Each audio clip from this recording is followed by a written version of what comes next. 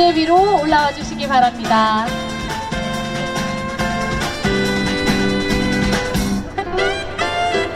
네, 여러분 다시 한번 박수 부탁드리겠습니다. 오늘 10월 24일이 유엔의 날입니다. 70년 전 우리 6.25 전쟁에 유엔군의 참전이 없었더라면은 아마 우리는 지금 김정은 장군님 이러고 살 것입니다. 정말로 유엔이 얼마나 우리한테 고마운 유엔인지 이 날을 기리면서 되새겨야겠습니다. 대한민국이 시작된 날은 1948년 8월 15일이 대한민국의 생일입니다. 그때 신생 독립국가가 시작되면 유엔에 가서 인준을 받게 됩니다. 그해 유엔은 파리에서 열렸습니다. 1948년 파리 유엔 총회에 우리 신생 독립국가 대한민국에서 인준을 받기 위해서 대표단을 보냈습니다. 장면 박사님이 회장이고 대표시고 모윤숙 여사 이하 여러분들이 위원으로 파리로 갔습니다. 우리 북한 인민민주주의 공화국 북한 정권은 우리보다 한 달 늦은 9월 9일에 시작했습니다. 북한에서도 똑같이 유엔의 국가 설립에 인준받으러 대표단을 보냈습니다. 그러나 북한 대표단은 입국 허가를 받지 못해서 되돌아가고 우리 대한민국 대표단이 유엔에 참석해서 대한민국 신생 독립국가인 것을 인준해달라 요청을 했습니다. 근데 그 안이 올라갈 때마다 소련 대표가 비신스키입니다. 이분이 자꾸 방해 공작을 해서 통과가 되지 않는 겁니다. 회의 진행을 방해해서 비신스키가 마이크를 잡으면 2시간씩 장광설을 이승만은 미제국주의 앞잡이고 대한민국은 국가가 될 자격이 없다. 뭐 이런 장광설을 2시간 떠들고 나면 그 다음에 마이크를 동독 대표한테 돌리고 동독 대표가 또 1시간 떠들고 나면 또 폴란드 대표를 마이크 돌리고 이래서 대한민국 인준이 마지막 날, 내일이 마지막 날이라면은 오늘까지 통과가 되지 못했습니다. 그래서 그날 저녁에 그게 아마 1948년 12월 15일입니다. 장면 박사가 14일 날 저녁에 대표단 앞에서 내일 우리가 통과되지 못하면 대한민국이 유엔의 인준을 받지 못한다. 오늘 저녁에 시내 가서 교회에 가서 철야 기도하면서 우리가 기도하자. 그래서 장면 박사, 모윤숙 여사 등 크리스찬들이 가서 밤새 철야 기도를 했습니다. 그 다음날 마지막 날 대한민국 인준 동의가 올라갔을 때 역시 비슨스키가 올라가서 2시간 방해 연설을 하려고 마이크를 잡았는데 한 10분쯤 얘기하고 난 뒤에 갑자기 목결절이 생겨서 캑캑거리고 숨 가빠지고 연설을 못하게 됐습니다. 막 차에 실려서 병원으로 응급실로 갔는데 그 다음 연설할 사람이 폴란드 대표인데 비슨스키가 2시간 할 줄 알고 밖에서 커피 마시고 놀고 있었습니다. 그런데 10분 만에 목결절로 병원에 실려간 걸 모르고 밖에서 있는 동안에 우리 유엔 사회자가 더 발언 없습니까? 발언이 없으니까 다음 발언할 사람이 밖에서 커피 마시고 있었으니까 그럼 포결하겠습니다. 그래서 47대 찬성 47 반대 8로 대한민국이 인준받았습니다. 이게 참 여러분, 대한민국은 특이한 나라입니다. 결정적인 때마다 꼭 하나님이 간섭하셔서 고비고비를 넘깁니다. 지금도 나라가 어지럽고 어렵지만은 하나님께서 간섭하셔서 좋은 나라로 나아가게 될 줄로 믿습니다. 그런데 유엔에 인준받은 것이 왜 중요하냐 하면은 딱 1년 6개월 뒤에 1950년 북한군이 12만 군을 남한을 침공을 했습니다. 그때 우리는 준비가 돼 있지 못했습니다. 북한의 소련제 탱크에 저 만주 팔로군 출신 5만 명 전쟁에 익숙한 사람들, 북한 또 인민군 12만 명을 당해낼 재주가 없었습니다. 그러나 우리가 참 선배들이 피 흘려 조국을 지키고 유엔군이 참전을 해서 우리가 대한민국을 지켜낼 수 있었습니다. 근데 중요한 것은 유엔군이 파견하는 그걸 결의를 해야 됩니다. 유엔 안전보장이사회의 상임이사국이 5나라입니다. 그 5나라 중에 한 나라도 반대하면 유엔군을 파송하지 못합니다.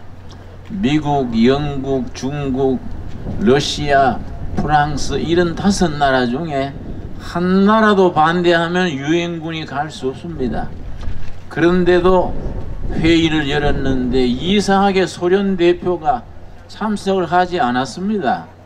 그래서 나머지 4나라가 그냥 통과시켜서 70년 전에 유엔군이 올 수 있었습니다. 지금 또 역사학에서는 그때 소련 대표가 왜 빠졌을까? 어떤 사람은 설사가 났다 그러고 어떤 사람들은 비행기가 연착했다 그러고 여러 가지 말이 많습니다. 그럼 나는 믿습니다. 하나님이 그렇게 하셨다고 믿습니다. 대한민국을 건지기 위해서 하나님께서 소련 대표의 발을 묶어 놓으신 거다. 나는 그렇게 믿습니다. 여러분, 유엔군이 16나라가 군대를 보내고 나머지 또 여러 나라들이 의료품, 식량 여러 가지를 지원했습니다. 대한민국의 이 번영하는 자유민주주의, 시장경제, 열린 체제는 대한민국의 피 끓는 애국 우리 국민들과 유엔군, 미군의 합작품입니다. 하나님이 보호하사 이 나라가 유엔의 발전과 더불어 이제 다가오는 통일한국 시대에 세계의 위대한 대한민국으로 번영을 이루어 갈 줄로 믿습니다. 여러분, 미국의 포린 팔리시 외교 정책이라는 전문 잡지가 있습니다. 2010년에 지금부터 10년 전 그 첫 호에 무슨 특집 기사가 났느냐 하면은 2040년경 세계를 이끌어 나갈 4나라를 선정해서 소개를 했습니다. 각 나라의 머리 글자를 따서 거스라고 표현합니다. 거스는 G는 저머니 독일입니다. U는 USA 미국입니다. T는 터키입니다. 4번째 S는 사우스 코리아 대한민국입니다. 여러분, 외교 전문 잡지가 2040년경에 대한민국이 자유통일을 이루어 가지고 세계를 이끌어가는 4나라 중에 한 나라가 된다고 그렇게 발표를 했습니다. 거기에 대해서 여러 군데에서 논란이 오고 한국이 어떻게 그렇게 되냐 항의도 오고 질문도 오고 하니까 그 다음 호에 파린 파리시란 잡지에서 한국이 2040년경에 대한민국이 세계를 이끄는 4나라 중에 한 나라가 될 수 있는 이유를 5가지를 자세하게 소개했습니다.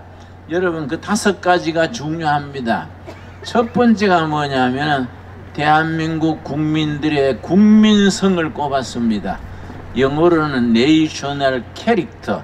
대한민국 국민성이 그렇게 통일한국 시대에 세계 4대 강국에 올라가게 한다. 국민성의 어떤 점이냐? 2가지를 지적했습니다. 근면한 것과 열정 있는 국민.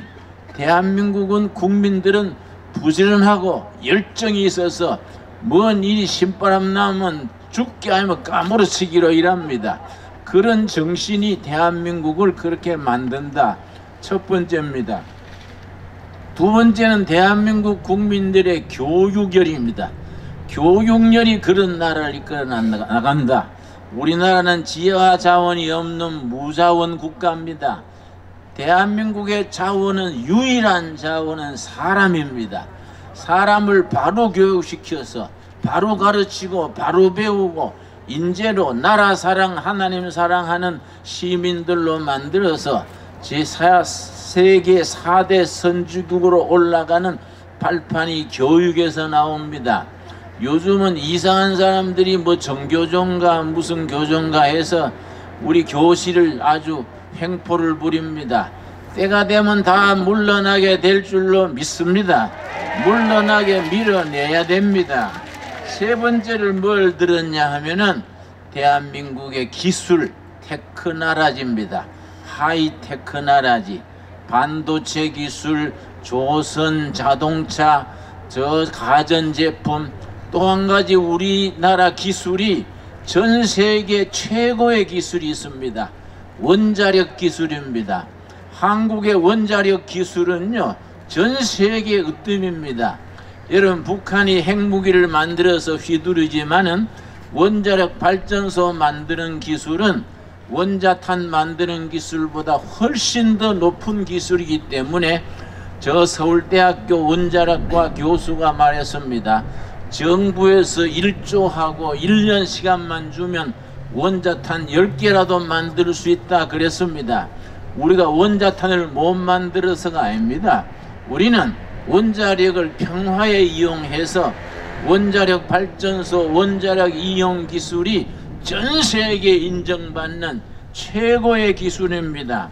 요즘은 해외에 나가면은 코리아 그러면 기술을 얘기합니다. 높은 기술 한국의 자랑입니다. 5번째가 중요합니다. 나는 개신교의 목사로서 그 5번째 아주 긍지를 가집니다. 2040년경 지금부터 20년 뒤입니다. 2040년경에 대한민국이 세계 4대 강국에 올라갈 수 있는 이유 5가지 중에 5번째가 뭐이냐? 한국의 개신교 프로테스탄트 철치를 지목을 했습니다. 지난 130년간 개신교는 우리 민족 발전의 엔진이 됐습니다. 추진력이 됐습니다. 앞으로 100년 또 더 열심히 우리 민족 통일 한국 시대로 이끌어 나가게 될 줄로 믿습니다. 우리는 그런 확신을 가져야 됩니다. 여러분 끝으로 한마디만 더 하겠습니다. 여러분 1776년에 영국의 아담 스미스라는 분이 국부론이라는 책을 냈습니다. 또 그 한 100년 남짓 전에 1863년에 독일의 칼 막스가 자본이라는 책을 냈습니다. 그 아담 스미스의 국부론과 칼 막스의 자본론 두 책의 영향력이 지난 세계를 흔들었습니다. 여러분 아담 스미스의 국부론을 국가 경영의 이론으로 삼은 나라들은 다 부유한 나라들이 됐습니다. 칼 막스의 자본론을 국가 경영의 이론으로 삼은 나라들은 다 후진국 못 사는 나라들이 됐습니다. 여러분 대한민국은 자유시장,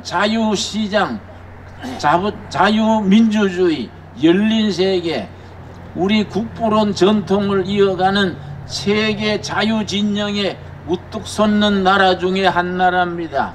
이런 전통을 우리가 앞으로 더 핀다게 길러나가야 되지 않겠습니까? 여러분 미국의 조지 프리드만이라는 유명한 학자가 있습니다. 조지 프리드만이 아주 전 세계에 영향력 있는 그런 학자면서 사상가입니다. 그분이 말했습니다. 이제 앞으로 20년 안에 대한민국 헌법으로 통일을 이루어서 통일한국이 강력한 나라가 되어서 중국이 지금 다스리고 있는 연변 동북 삼성 만주까지 한국이 흡수하게 될 것이다. 프리드만 교수의 예언입니다. 그래서 그 프리드만 교수의 예언은 90%가 적중해 왔기 때문에 굉장히 근위가 있습니다. 여러분 프리드만 교수가 그렇게 지적을 안 해도 우리가 희망을 가지고 앞으로 10년 20년 안에 우리 대한민국의 헌법으로 통일을 이루어서 만주 땅까지 옛날 고구려가 있던 그 만주 땅까지 우리가 뻗어나가게 될 날이 올 줄로 믿습니다. 우리는 그런 희망을 가져야 됩니다.